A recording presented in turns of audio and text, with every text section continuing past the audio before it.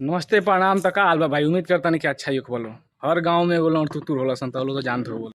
हमरो गांव में एगो लौंड तुतुर देख लो, ये बैठल बा बैगन। देख घूमबे रे। देख ये हमारा गांव का सबसे बड़ा लौंड तुतुर।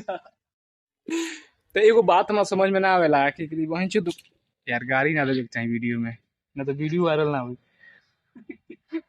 पहले के बारात जात रही सन तो मतलब कहे लो कि 3 दिन बाराती रह जाइए हमनी के।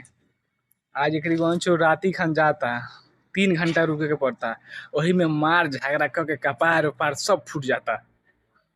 आज जब 3 दिन रुकत रहा उ लोग कैसे रहत रहा।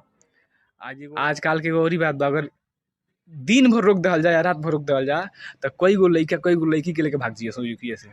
अब 3 घंटा में कल यार हम बहुत लाइन देते रहुए।